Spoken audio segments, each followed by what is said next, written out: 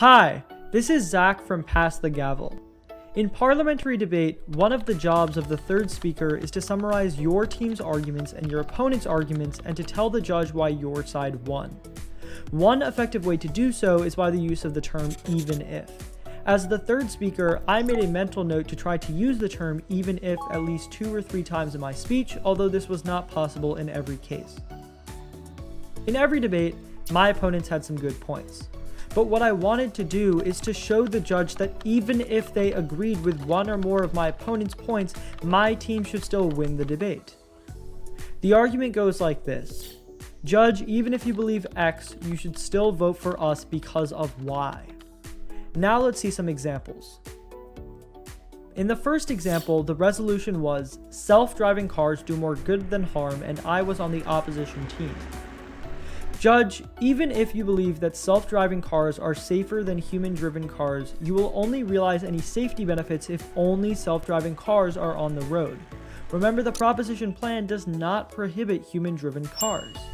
Our evidence clearly shows that if you allow self-driving cars to be on the road with human-driven cars, it is actually more dangerous and there is more risk of accidents.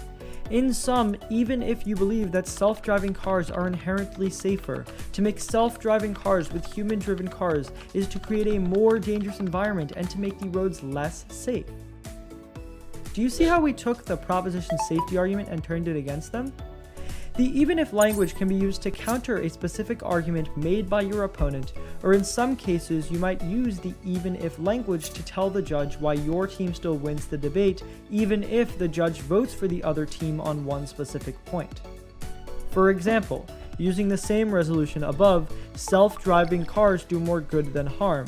I was on the opposition team. Judge, the proposition team makes a convincing argument that self-driving cars will provide freedom and independence for blind, elderly, and differently abled persons.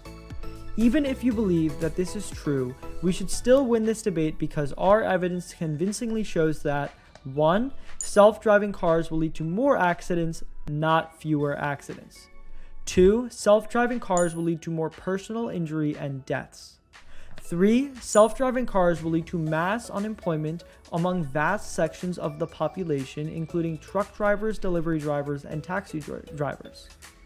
Even if you believe that self-driving cars will help a relatively small population of the blind, elderly, and differently abled population, this is outweighed by the harms to the general public at large. Even if you believe that self-driving cars will help the blind, elderly, and differently abled, there are other ways to help these groups without causing accidents, serious personal injuries, and job loss.